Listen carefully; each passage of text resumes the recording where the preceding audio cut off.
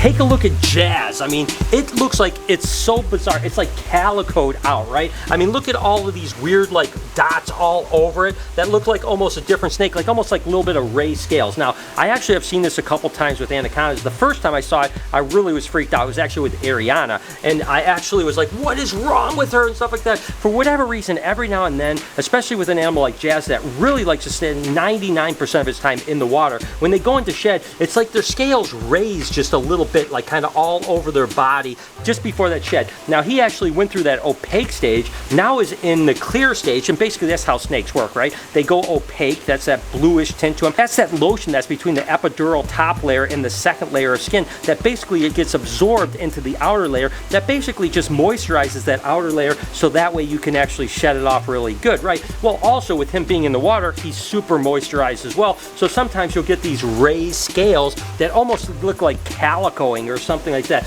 The truth is he's probably going to shed today, tomorrow by the latest, and he'll look completely back to that green and kind of dark green color like he always is. But I know some people come in and go, wow, that's the weirdest looking anaconda I've ever seen.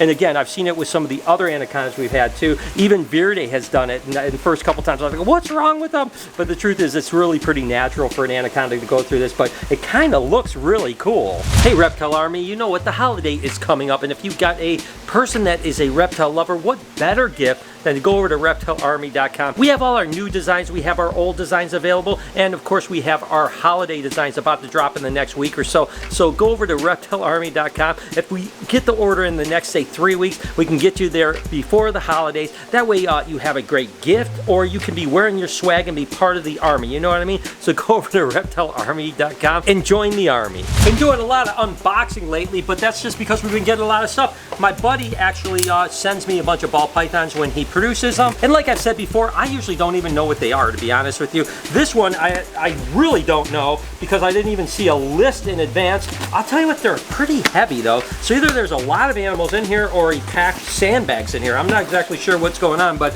let's just go ahead and open up box number 1 and start to see what we have here. Okay, what do we have? It's actually a pretty big bag of snakes here. All right, here we go. All right, bag number 1. Kind of a mystery. What do we got? What do we got? Oh, these are a little bit bigger. That's why they're probably heavier. It's because they've got some size to them. And these look like lemon blasts here. These are just pastel pinstripes, to be honest with you. So let's see what the bag says. It says lemon blast, possible leopard, 50% het hide. I don't see the leopard in these guys. I think they're just lemon blast, but nevertheless, pastel and pinstripes. And these guys have some size to them. Okay, bag number 2. Again, we have a pretty big animal here. We got this little thing here. This is actually a super blast. So this is a super pastel pinstripe. This one's a possible leopard. This one does actually look like it's got some leopard in it, just by the way the pattern is kind of broken up on it. So this one looks like a super pastel, or what they call a super blast leopard. This is actually interesting. This is what they call a Nyala yellow belly. Now the Nyalas are actually an African morph in South Africa. I don't know that I've seen anyone working with the Nyalas here in the States, to be totally honest with you. So I remember seeing them when I was in South Africa. I was at an expo and people were showing me the Nyalas, and I was like, oh, theirs are kind of interesting. So I'm really not sure what is up with this morph. I don't know much about it. I mean, obviously there's a little bit of different patterning and stuff like that happens, and then the yellow belly as well. So I'll have to talk to my friend and find out exactly what the deal is with this. But it's kind of cool to have one that probably is one of only a handful in the entire country. And box number 2. Let's see what we have here. Definitely packed very nicely, that's for sure. All right, what do we have? Ooh, it looks like a little bit smaller ones. So, okay, we don't have the bigger animals. Let's see what we got. It's always fun unboxing, especially when you don't even know what you're getting, right? So we have just a normal ball python. It looks like a super pastel. Let me look on the back. It says super pastel yellow belly, actually. And yeah, I'd say that. So yeah, super pastel yellow belly and the normal. On to the next bag. Looks like maybe just some Mojaves in here. Let me see what we got. Yep, looks like just some Mojave ball pythons. So some single gene Mojaves. You know, Mojaves are incredible. The Sutherlands, actually, from the Snake Keepers, are the first people that actually produced these guys, and they lived in the Mojave Desert, or right outside the Mojave Desert at the same time, and so they decided to call them Mojave ball pythons. So maybe you were wondering, like, why do people name things the way they do? And the truth is, everyone names things differently, but whoever produces the first one has the rights to basically name them, right? So let's see what else we got. What do we have here? It's a pretty snake. Let's see, what do we have? It's a Pastel Fire Vanilla. So this is actually like a vanilla cream. Actually, it's interesting. These don't really look like pastel vanilla creams though, do they? So I don't know exactly. They look like pastel vanilla. Definitely pastel vanilla, possibly something else. We'll see what happens, but it definitely doesn't look like a vanilla cream because that's the allelic between fire and vanilla. And these guys look really beautiful, but definitely not that. So nevertheless, you know, that's the thing about IDing snakes. You know, sometimes it's a little bit difficult. And my buddy actually even sent me these that said that. You know, he said, hey, listen, if I miss ID something, just let me know and we'll change it up. So in these, we just have some beautiful pastel vanillas. These are actually beautiful little animals, and genetically, they're amazing too. These are actually pastel butters, but they're actually het for hypo and het for desert ghost. The desert ghost stuff is really sought after right now, so these guys are cool. Maybe I'll have to keep a couple of these because they are absolutely wonderful. I'm telling you what, the desert ghost stuff is rocking. Whew, these are pretty right here. So this one here is actually just a lemon blast. It said possible leopard, but I don't see any leopard in it, but this one is beautiful. This is actually a lemon blast pied, possibly a leopard as well. Love that animal. I mean, look at that. That is absolutely breathtaking. Then the last bag here, let's see what we have in here. Looks like we have a nice, beautiful little pastel pied ball python here. Another lemon blast here, which is, of course, just a pastel pinstripe, and then another pastel. And I'm assuming these are actually het for pied, seeing that there was a pied in the clutch here there. So all in all, just a cool shipment. Again, had no idea what I was going to get. Got some surprises that were pretty darn awesome. So these guys will get set up, quarantined, get on the site here in the next couple weeks, just in time for Black Friday, which, by the way, Black Friday sale, I think it's our like 10th or 11th year over at bhbreptiles.com. So if you're interested, everything will be on sale Black Friday, bhbreptiles.com. Come on. Come on. Let's go. Come all the way out. Let's go. Let's go. Oh, you still got the ball. Oh, look. What is that? Is that a brand new pile of monitor mush? What? He's so funny. He cracks me up. It's so funny because he's like one of the only monitors that we have that like will clean out the cup and then lick his lips and then just like spot licks. Everybody else has this stuff all over your face all the time. You missed it. You missed your mouth. Remember the whole point of you don't make a mess? I'm sorry, did I wake you up from your nap or something? If you guys don't know what monitor mush is, it's actually really healthy for these guys, especially the meat eaters, obviously. So it's ground up turkey, and then we also use whole eggs, including the shell. We have calcium powder mixed in there with a little bit of vitamin powder. A wholesome meal between the whole rodents or meat or fish or just the eggs or whatever that we feed them. And sure enough, a couple hours ago, Jazz looked all kind of weird. The scales were all crazy. Well, guess what? It shed out. That's right. Look at how incredible it looks now. Just get this shed out of here. Look at nice shed here. And this is Jazzy right here. We get this shed out. Looks like a really nice shed. Of course, they always shed good. And all of this water. Oh, all full of water. Come on, Jazzy. Let go. Let go.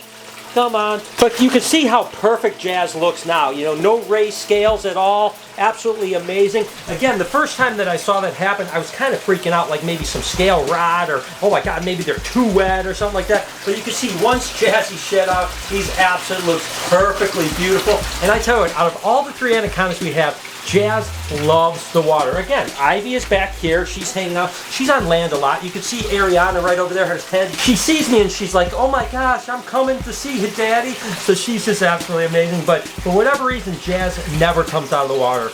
That animal spends all of its time in the water, and maybe that's why its scales were raised a little bit earlier today, but like I said, no problem at all. Shed out and looks absolutely wonderful. I know, I think that we need to talk to your mom about a certain holiday issue with your mom. Yeah. Okay?